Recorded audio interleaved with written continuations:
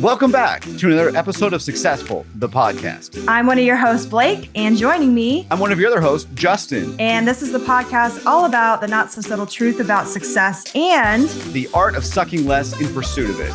Let's not waste any more time and get right to the show. The whole philosophy of ACT is accept, change, and thrive. And the idea here is the acceptance piece. And I think that's the piece that's actually helped the most during this, is just accepting it. It happened. You've got to deal with it. What are you going to do next? But the important piece is, though, don't just make rash decisions. Don't just dive into these things. Plot it out. Deal with it. Digest your feelings. Don't bury them. Let them come to the surface. Talk to people about it. Get it out there. Be honest. And it honestly starts taking the weight off you a little bit, is what I found. So I'm going to pause there and pass it over to you. I think the acceptance part is difficult. And it's funny because when we think about acceptance, we often think about things like, because I always say, I need to have the strength to accept the things I can't change. But people associate that with only addiction. But actually, that's a really good lesson in life in general, because there are going to be things that are out of your control. There are going to be things that happen. And I think part of the acceptance part is figuring out how you can get behind whatever it is that you can't change, whether it's changing your mindset about it or the way that you go about dealing with it or the way you move forward. But it's learning how to kind of learn through, what's the word I'm looking for? Like gaining that resilience, I guess, through difficult times and through things not going your way or seemingly not to go your way. And it's funny because as you're talking about this whole thing, it brought up a story I didn't even have on my notes to talk about, but I'm going to talk about it now because I think it's really relevant. And it's actually kind of funny now. So when I lived in Los Angeles, I met this film director / producer / writer. She was independent, but she had managed to, at the time when I met her, she had just completed her first, I think it was $1 million feature film. We met at this women's filmmaker thing, got to know each other. And she said, I have this, I think it was a television show she was working on. I can't remember now if it was that or a feature, but she was interested in me coming on as a writer and a producer on the project. So I did. The script was good, but I told her, because my background is in television, like I'm really good at writing series stuff. Not that I'm not good at features, but that's mostly what I've written in the past. So I sat her down and I said, look, you really need to have what's called a Bible, which is where you essentially break down every single piece of the story. You break down every single character so that when you are writing the pilot or writing whatever it is, whatever episode, you essentially already have the overview breakdown of the entire season, or at least the first several episodes. So you kind of know where you're going. It's kind of like the way when you write a story, you kind of map out your story and you kind of create your outline. It's essentially what a Bible is. She was like, okay, well, why am I going to do that? And I said, well, because it's a little unfocused. I can't tell what direction you're going in because you haven't decided. So long story short, I ended up bringing on somebody else onto the project, and she wanted help with the writing. So I said, okay, we'll sit down. We'll start writing some stuff. I said, how do you want to go about this? And she said, well, why don't you just take a crack at it? And then let's go from there and see if I like it and if we want to move forward and if that's the direction. I set up a writer's room, essentially, where we broke down the different ideas. We talked about it. And I said, okay, I think we should do this, this, and this. My other partner agreed. We sat down and we rewrote the pilot. And it was mainly the middle to end that was really floundering. And then we kept all the same characters. We kept most of the same like overarching theme, but we gave it more focus. She loved it.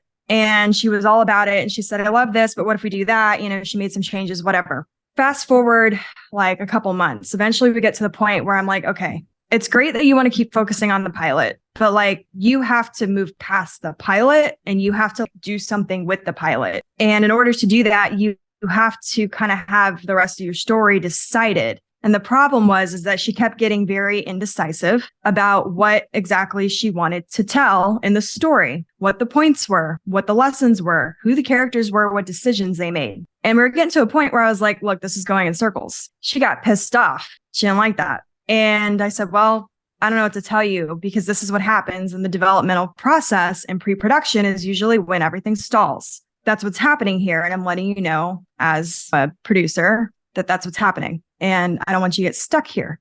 Things progressed, and it got to the point where she wanted me and my partner completely off the project. And I said, okay, I'm not here to convince you to work with me. That's not what I'm doing here. If we're not getting along, that's fine. Goodbye. Don't waste my time. I won't waste yours. Works out for us. But the thing was, she decided that the entire rewrites were all her IP, even though we had a contract.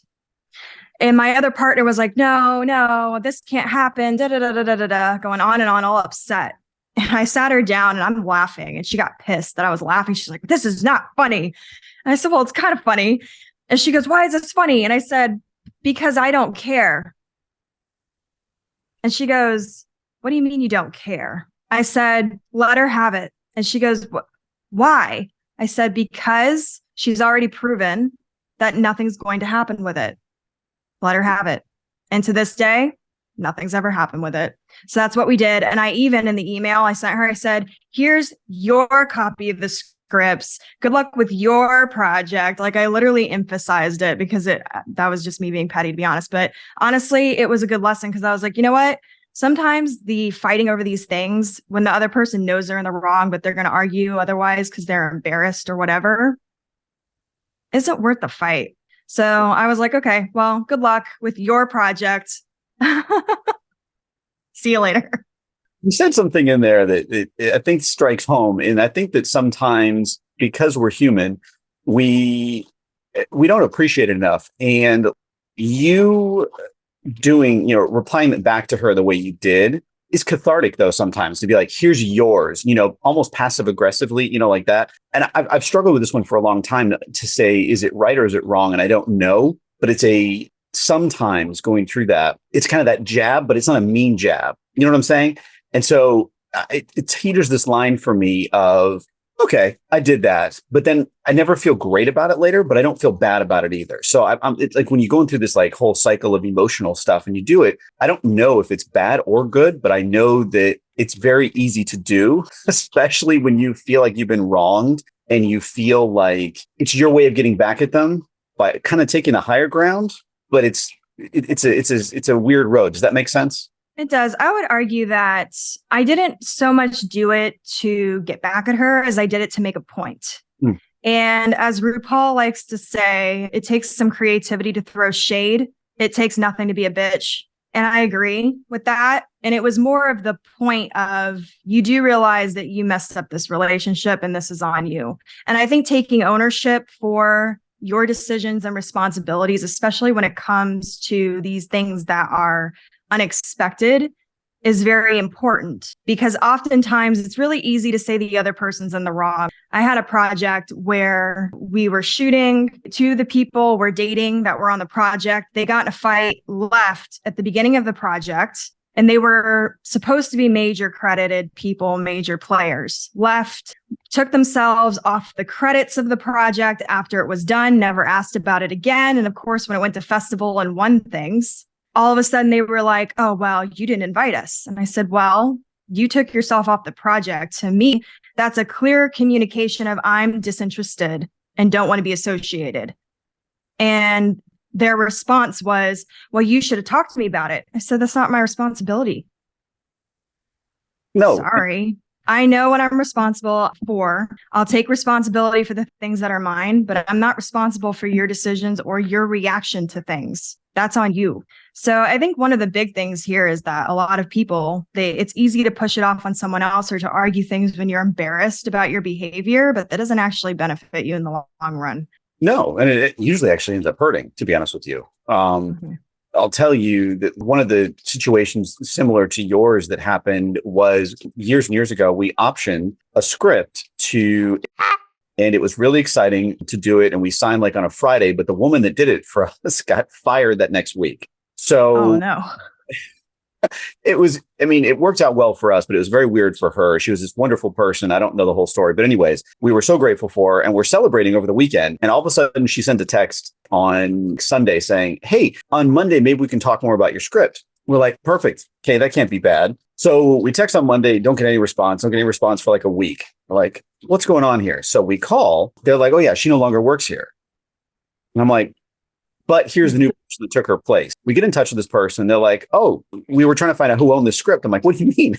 Who owns this? It's ours. You've already signed the contract. Here's the contract. And she goes, this long pause, and she goes, fine, we'll pay you for this, because she didn't want to deal with the hassle of it, but you can never make this. And we're like, what? It got shelved. So that happened to one of my projects too. That was the point. Happens. Yeah. That years where they're not going to do anything with it. And I was like, yeah, my first television show that happened to me. It's horrible. And so we're sitting there, we're so excited we sold this thing. And we went from this crazy high to this really weird place of, it really hit home that it's not about the money at the end of the day. It was about that we felt so successful that we put this piece of art out there, that it was going to be made and we're going to be part of this. And then they're going to pay you to not make it, was the weirdest thing. And so we ended up, I think in like 2016, 2017, whatever, actually getting the rights back to it. We haven't done anything with it. We've talked about it off and on, but the idea was, it just seems so stupid to me. It's kind of like yours. It was to the point where she didn't do anything with it and you were okay with that. We were more like, we can't do anything. We went to a lawyer and everything. And they were like, no, there's nothing, you've already signed, and they have full rights here. They own soup to nuts, everything. And so the big lesson I learned there was really read contracts. I was too young. I didn't do that. And the irony was I did entertainment contracts for a living back then.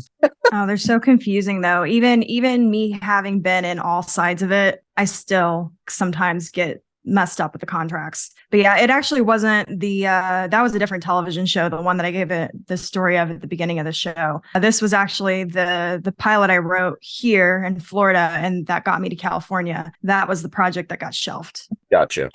Yeah. Again, I'm just going to say sorry because I think that's important. It happens. It actually happens a lot. Most people don't know that, who aren't in the entertainment industry. There's studios that will even buy your show because they think it's great and it will compete with another show that they have. That's just unfortunately how it goes sometimes. I wonder, though, with all the streaming and everything going on and the consolidation of networks and stuff, I wonder if in a few years it'll be the same, because now that people like us have moved up in the ranks up there, and sometimes they've been experiencing this, I wonder if they're going to go in internally, change this a little bit and be like, guys, this is dumb way of doing business. I wonder. I'm just curious. I don't know. I've been kind of keeping my eye on that because I've always had this mentality that actually YouTube was going to end up coming in under the radar with some more narrative content, because we already have people like Issa Rae who have literally, their entire career was revolutionized by releasing her narrative content on YouTube. I think there's going to be some changes, but I think some of these companies need to stop starting great shows, Netflix, and canceling them.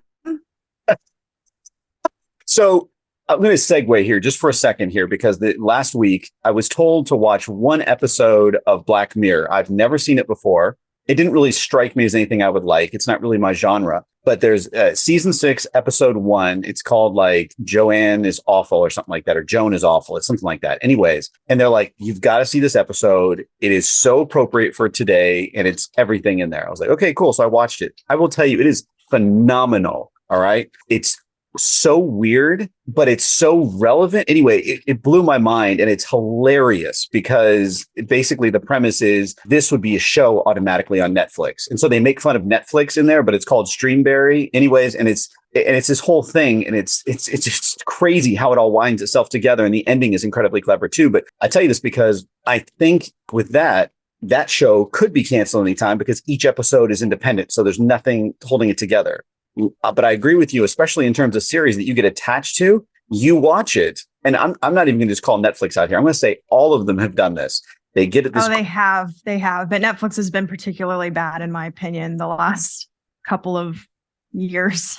And it's sad because you finally, like, you get into the show, right? You start watching it, and then all of a sudden you look and it's not been renewed. You're like, but you have to renew that. You cannot leave it hanging here. I will say that's also, I think, part of this whole process here. It catches you off guard too, right? Because you get attached to these characters. You want to see where it's going. Most of the time, because of the whole show Dallas, they ended on a cliffhanger. It's been kind of like every season ends on a cliffhanger now. You want that resolution and you don't get it. And so whether it's TV or life, I think the important lesson, especially as you go through these things, is the resolution usually isn't what you think it's going to be. And it usually changes crazy fast. And even the best laid plans don't always work. And so when you're going through these things, I think it's so important to also go back, internalize here. Remember who you are. Go back to who your friends really are. Be open about it. Because back in the day, I would never talk about this stuff. I would never tell a soul, probably up until even like 6 years ago. I would hold all of this in and just plow straight ahead. This time, because this is the first really, really huge change I've had in a while, I didn't hold it in. I actually started talking about it more. It's been a very weird experience because it was awkward at first.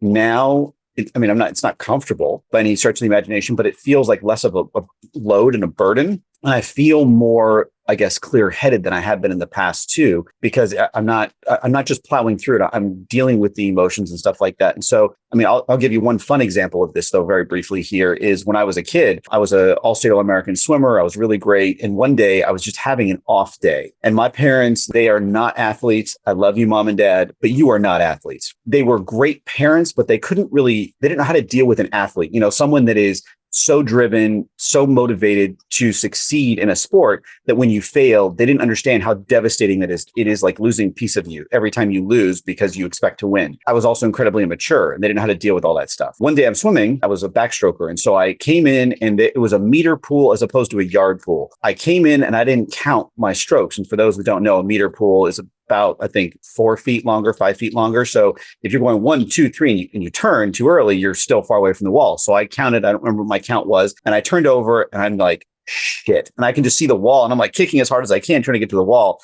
And finally I just touched the wall and I got out and I was like, fuck this, goddamn. And I started yelling and I was like, this is stupid. And I was kicked out of a meet. I've never seen anyone get kicked out of a swim meet before. And I may be one of the first ever. My parents were so embarrassed. It was horrible. My coach actually banned me from practice for a week. It was the most humbling experience I've had. And it's also been probably one of the most lessons learned from it, to not only don't be such an idiot, but to not take yourself so seriously, and to also realize that when you're in a race, it's not actually about you. It's about everyone in it, that you're in it together. And when you mess up, it literally messed up everyone else in their strokes. And anyways, it ruined it for everyone. It was a really hard lesson to learn. And my mom was so funny about it. She's like, you so embarrassed me. Like, how could you do this? And I'm like, how could I do this? How could you not support me in this? And now looking back, I'm like, all right, mom, you're right. I was 100% wrong. I should have not handled it that way. But it was one of those things that, again, my world changed so fast. I was probably 14 or 15, million hormones going on. It was late at night. I was tired. I was behind in the race.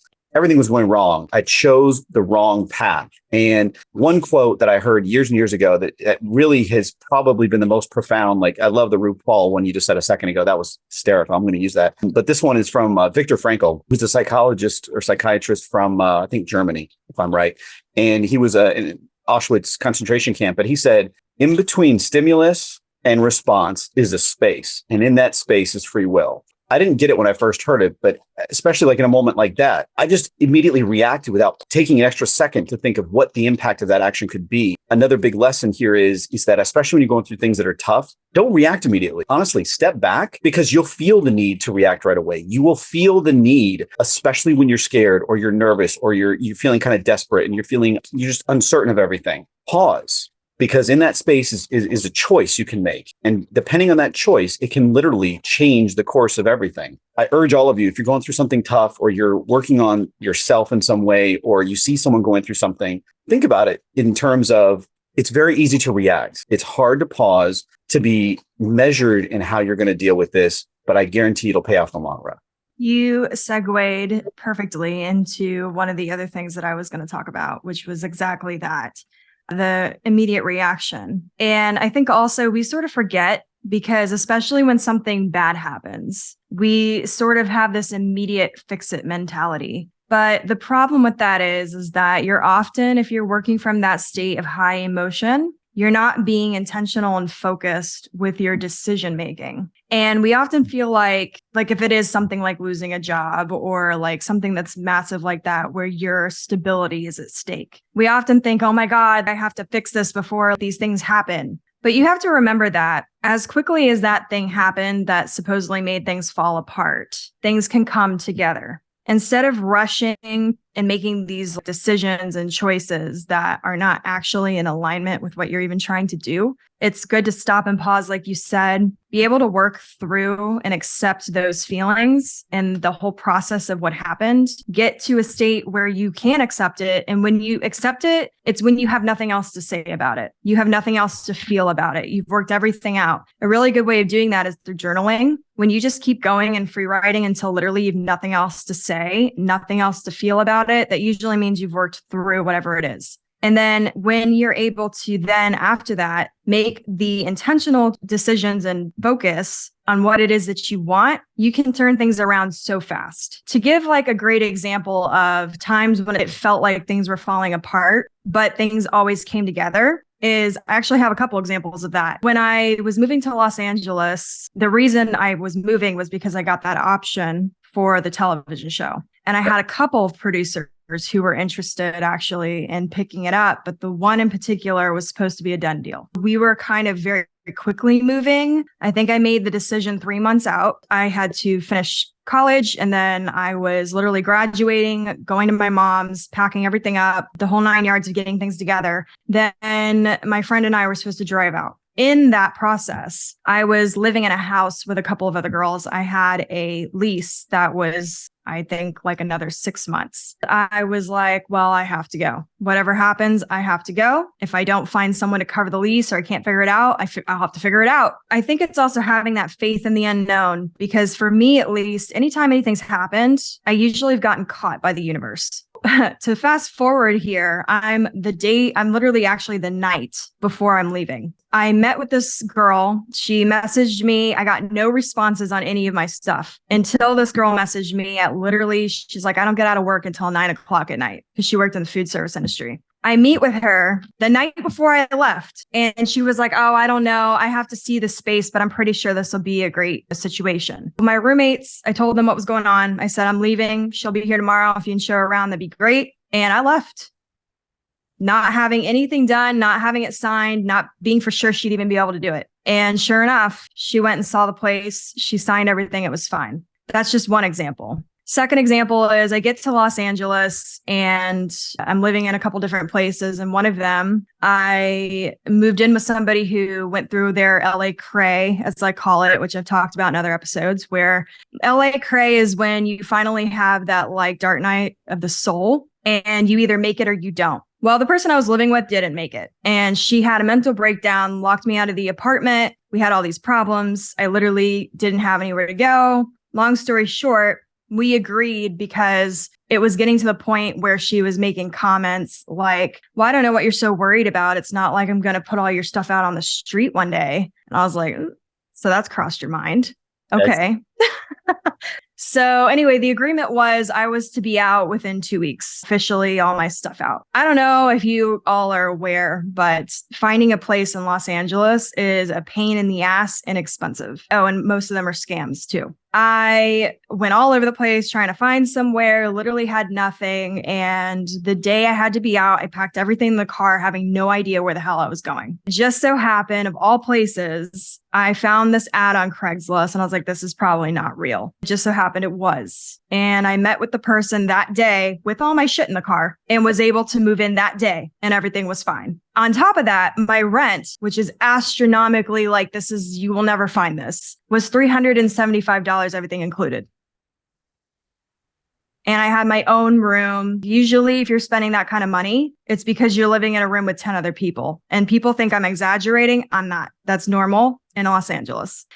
So I got very lucky, but also it wasn't luck because I manifested that shit, first off. Second off, it was the fact that I had faith it was going to work out one way or another. And I think your mentality and your mindset when these unexpected things happen is a huge example of what's going to be that resolution and what is going to happen, what is going to be, the thing that takes you to the next level or doesn't. Because at the end of the day, if you are looking for problems or you're looking for excuses or, oh, this is just not going to work out, you're not paying attention to the opportunities around you. And you're also not being open to things coming to you in unexpected ways like that. And you just sort of are giving up. And so you're putting that energy out and you're going to receive it back. And to give you one more final one, to give you kind of a different viewpoint, because those are two moving ones. So I had finally landed a studio commercial production job. It was horrible, by the way, but I ended up getting fired right before my 90-day trial was up. And I was devastated, didn't have another job. I was like, crap, what am I going to do? I'd finally landed something that was doing, benefits and all these things, and it was gone. Well, come to find out, that company was going under. And what they were doing is, so in California, you're required to pay after a certain amount of time, you have to pay a certain amount in health insurance, a certain amount, like with the 401k, like there's things you have to do in California if you are a certain type of corporation with a certain type of employee. And you have like a 60 to 90 day grace period where you can essentially hire someone and you don't pay them the benefits and all these things. So what they were doing, because they were going under, is they were hiring people, keeping them up right until their grace period, and then firing them or letting them go. And they would come up with reasons too for some of them why they didn't work out, because you can't have it be your fault for leaving in order to claim unemployment. They were doing that consistently. And I found that out after I lost the job, and they went under. But when that happened, I was like, crap, now what? And I ended up landing a job that was paying less, but it ended up being a huge major milestone in my career because it was working for a celebrity and I was actually doing the hands-on production. Whereas in this other company, I was essentially like an office assistant type of thing, office manager. It was frankly boring stuff. It wasn't even in the production side because you have to work your way up in those types of companies typically. It ended up being better in the long run. And actually that particular job that I got after, and again, that was Craigslist, ironically. I don't know how I ended up finding these things on like these places that are supposed to all be scams, but I do. I ended up getting that job and we were both Asian, and that sealed the deal because that particular person was like, I really like having people of color and other minorities and things working around me because I feel like they have different voices and stories that need to be heard. And we aligned. It ended up being a great opportunity. But if I was so devastated about that other job that I didn't take that time to be intentional about, okay, you know what? I actually didn't even really like that job. Maybe I need to go after something that's more in production, even if it is freelance, and just hope it works out and have faith that it will. I never would have gone out for that job. I would have given up, or I would have landed in another job that I didn't want to take. So I think it's important the way that you view it and having that faith that if you're intentional with your decisions, the universe often will catch you. I agree with all those. I think those are unbelievable stories. I'll give you an example here, because I think the other piece to this is when you go through hard times, you've got past things to get you forward. So like if you've lived X amount of years, things are going to happen to you from a kid all the way to an adult. Things happen that set you back. And the nice part is those are reference points to look back on and say, well, I got through that. I can get through this. I think those are really powerful. When I was 22, I think I was 22, 23. Anyways, I graduated college in August of that year. One of my best friends and I decided to go to Egypt because we were both huge Indiana Jones and wanted to have this great adventure. It was actually very awesome. I mean, we ended up crazy stories. It was, I mean, there should be, I should write this as a movie. But anyways, on like our third day, we both ended up getting kidnapped. And I've never heard this story. Wait, what? Never talk about this, but since we're talking about it here, we're in Egypt. It's our third day and we're staying in this place. There's a nice area of Cairo called Heliopolis, and it's kind of like their version of Beverly Hills. We get assigned a taxi driver. Most of the guys are named Muhammad, so he's got a U.S. name. Let's call him James or whatever. I don't remember off the top of my head. And we say, hey, we want to go see the pyramids. So we go to the pyramids. Just one quick lesson that people I think will appreciate here is that in Egypt, or in Cairo in particular, back then there were, I think, 20 million people living there. So it's a very tight area, tons of people. They had 2 stoplights. So basically, if you wanted to cross the street or anything else, you basically just crossed your arms and you said, Inshallah, which means if God wills. And if anyone's Egyptian out there, or been there, you can tell me this is exactly what happens. You cross the road, and if you get hit by a car, it was meant God willed it. And if you didn't get hit by a car, God willed it. So, I swear to God. I have friends who've been to Egypt and I have not heard that. Now I have heard it can be dangerous for white people or people who look like tourists. I don't fit in there. I'll tell you that much. Doesn't either. But you can ask anyone over there. It's Inshallah. In fact, it's not just there. It's most Middle Eastern countries. They're very religious and they believe that it happens. God willed it. And if not, it doesn't. Anyways, so we get to the pyramids and they introduce us to this guy named he's like, hey, you guys want to go on a camel ride? We're like, absolutely. So we're going to camel ride. And then we go past the pyramids. We keep going. And the sun doesn't set till like 10:30 there at night. So this is like at 6 o'clock at night. It's still, it looks like noon. It's so bright out. To keep taking us, we're like, where are we going? Anyways, long story short, end up getting kidnapped, basically. And they leave us in the middle of the desert. They strip us down of everything except our shirts and our pants, but they took our backpack, everything from us. So we're there. We ended up getting, this is weird. I promise this is a happy ending. A Bedouin tribe comes by and basically I don't speak any Arabic. I knew shukran, which is thank you. I knew a few key words. That was it. I didn't know anything else. They ended up taking us back to the pyramids, back to his place.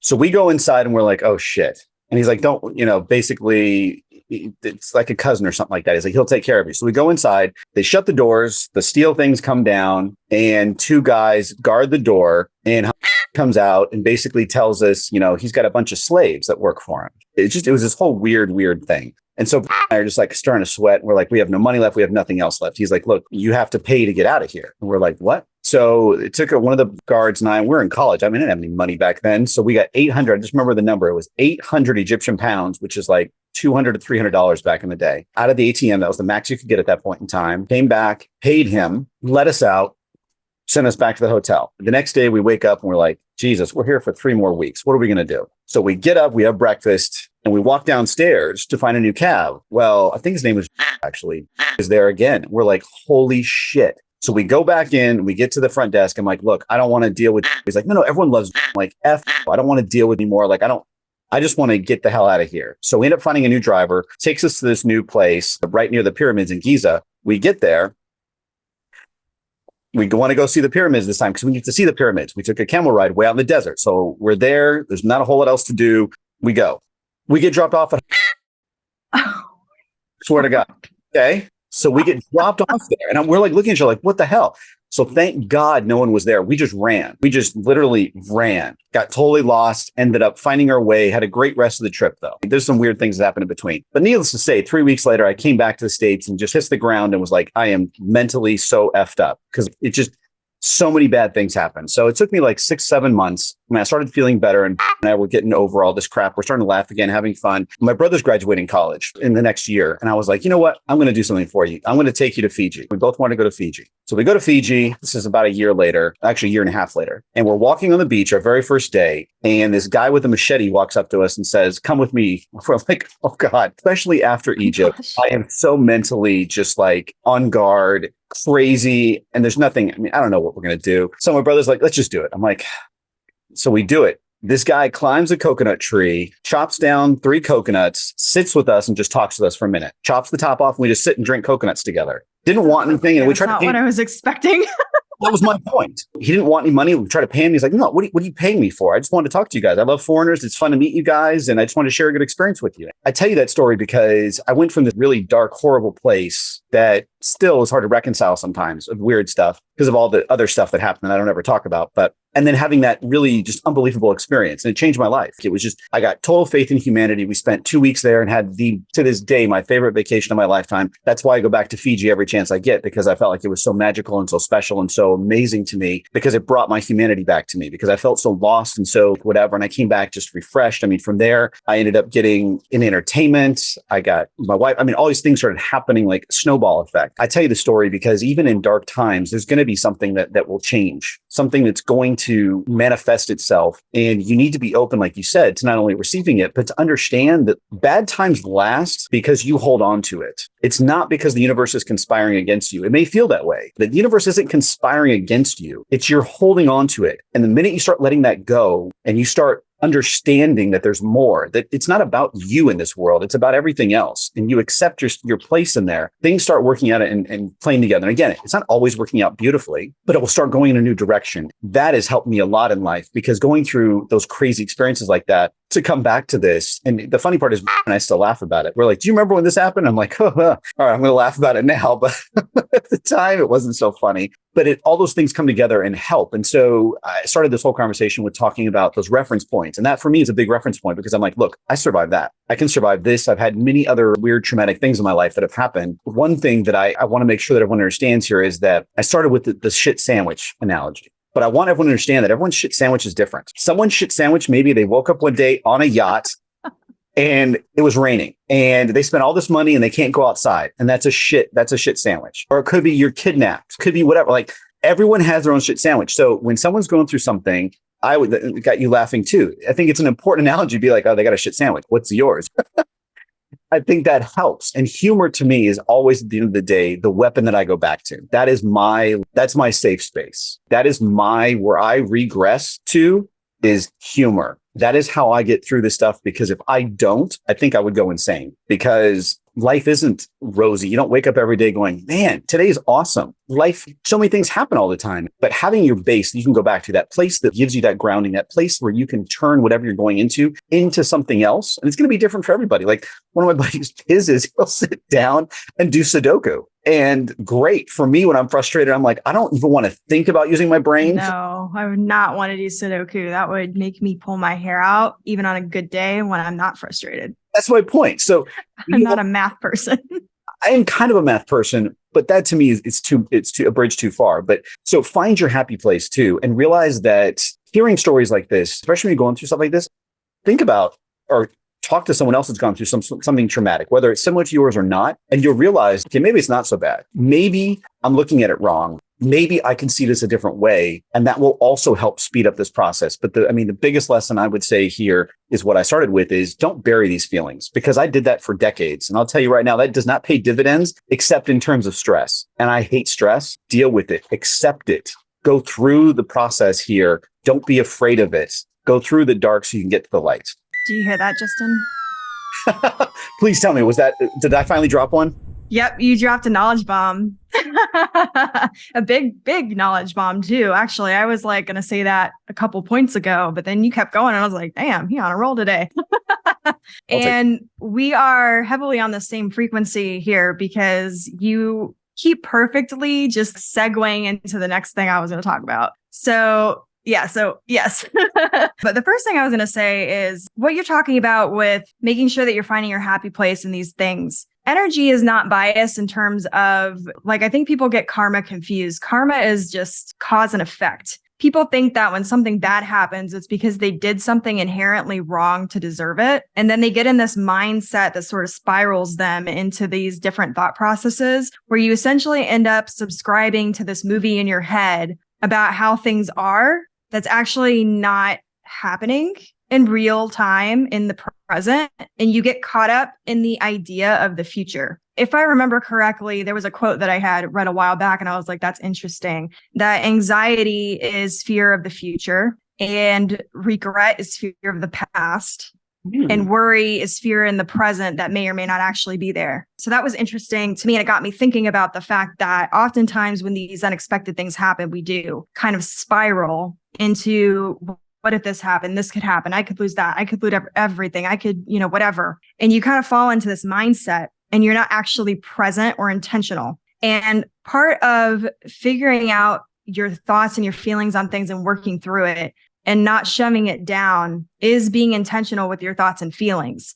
And people think that being intentional is controlling your thoughts and feelings, and that's not really what it is. It's more of when you have a thought, you have a feeling, you acknowledge it, and then you decide whether or not that thought and feeling is aligned to what it is that you want in your life, because you will start making decisions off of those emotions and feelings, because your thoughts are tied to your emotions and your decisions are tied to your thoughts, your feelings, and communication style. That is important. Working through and being able to accept it and then deciding, okay, if today I'm feeling lazy and I'm telling myself, oh, you're just being lazy. Is it that I'm being lazy, or is it that I'm tired? Or is it that I feel behind in my success, so I feel like I have to catch up? And I think that all gets into, because you were talking about how in the past, you just sort of plowed through it. I think that gets into the definition of success and the sort of like debunking those myths part of the podcast, because we always talk about that.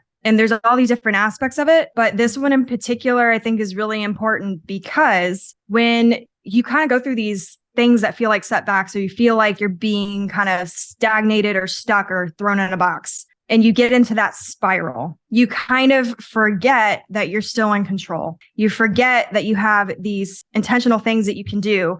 And you think that all this stuff happening to you and all these experiences that you're going through are somehow punishing you or whatever. And you get this like sort of idea that, oh, well, I have to be successful despite that. Instead of being intentional, what you do is you work from all these places of fear because we define success as not failing or not having these setbacks.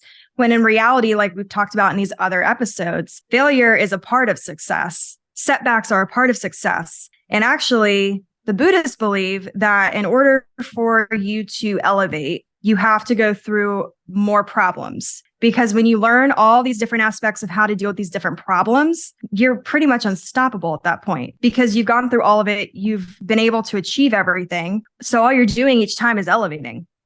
And the Buddhists believe that if you don't have that, they feel sorry for you because it means that you aren't growing and you're stuck in one place and you're not elevating. And I think there's a certain level of that I agree with because it's true. You end up learning so much through adversity and through experience. It's great to read about stuff. It's great to learn from the mistakes of other people. But ultimately, it's the same as you tell a kid, hey, don't touch that. It's hot. What do? They go touch it. Why? Because the knowledge that you gave to them is not the same amount of knowledge as them going through the experience.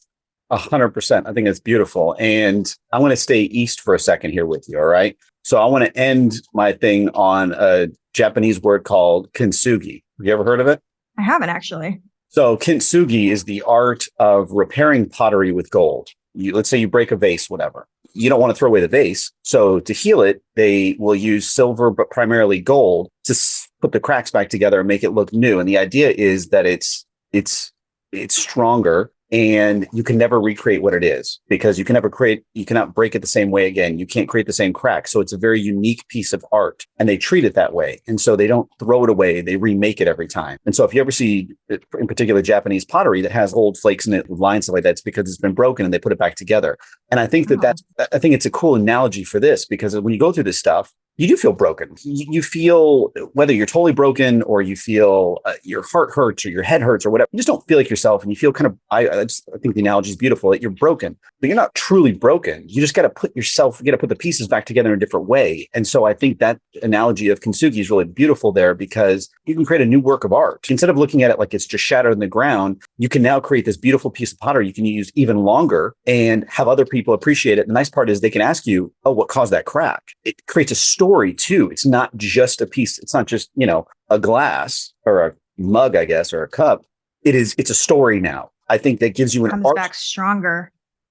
That's the whole idea. And it gives you that arsenal of success because like we talked about, I think last week with the yin and yang, and same thing you just said a second ago, I think it's a very powerful analogy. And so I think that for me, that's what's really helpful is to realize that you get remade every time. And that's kind of the cool part. Like you talked about Buddhism a second ago, like the samsaric cycle where you're, constantly ascending and moving forward. Well, you can't stay who you are without evolving and without changing. But that change hurts. It's not an easy change. It's a difficult, hard process, but you come out the other side of it. And so if you're ever struggling with that, you can always tell someone, it's okay. I'm going through kintsugi right now. I'm putting myself back together.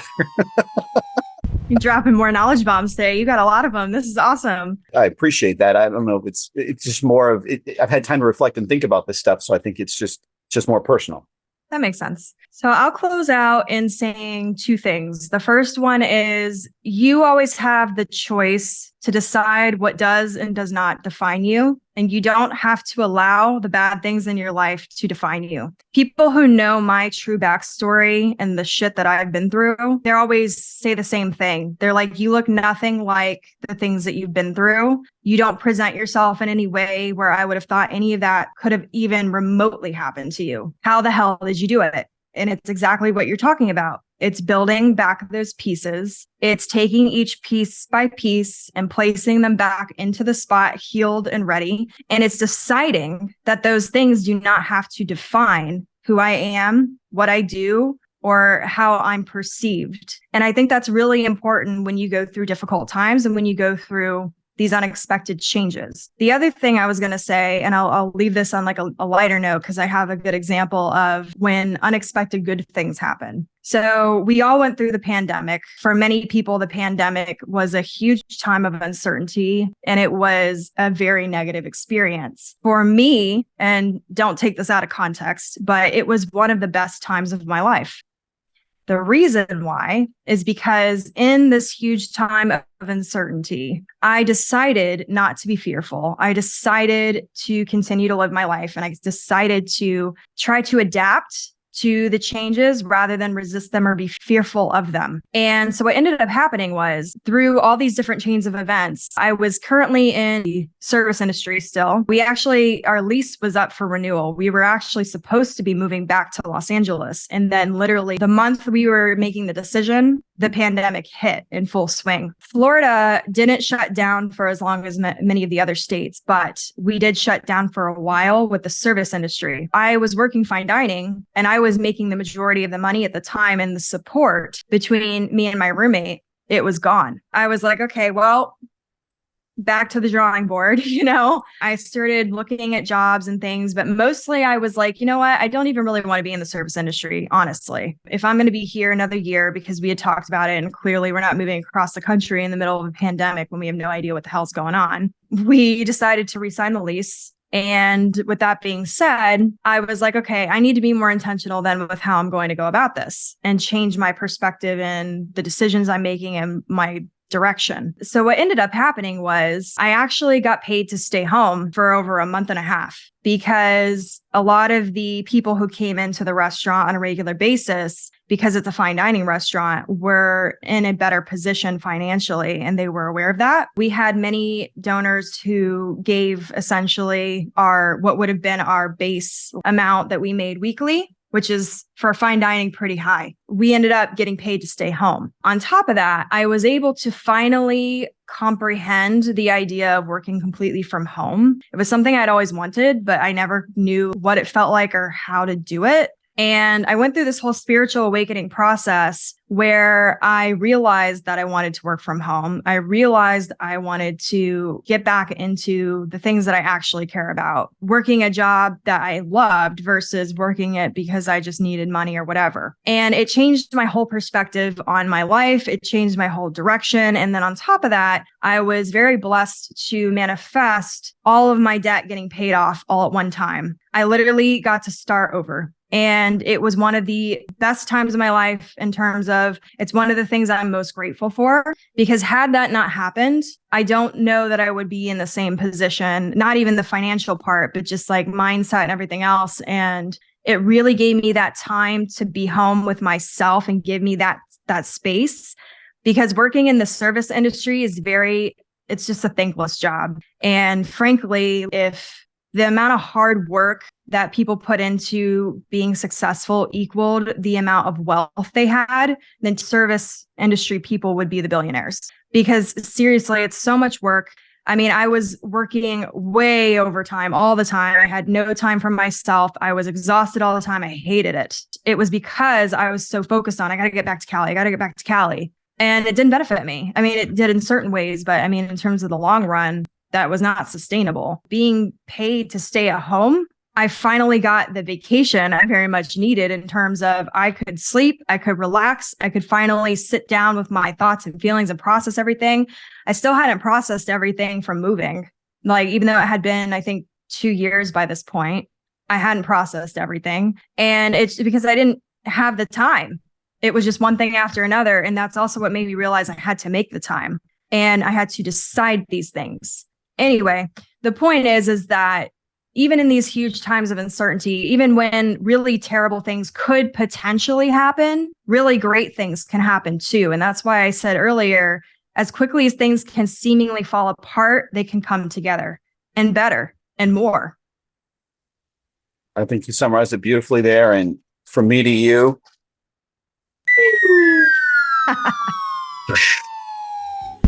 that was my knowledge bomb for you. Well, Justin, as they say, all good things must come to an end. Alas, they must. However, this isn't the end, because next week, same time, same channel, we drop another episode. So get excited, because we're going to be diving deeper into all the topics of the not so subtle truth about success and the art of sucking less in the pursuit of it. So join the conversation below and don't forget to subscribe.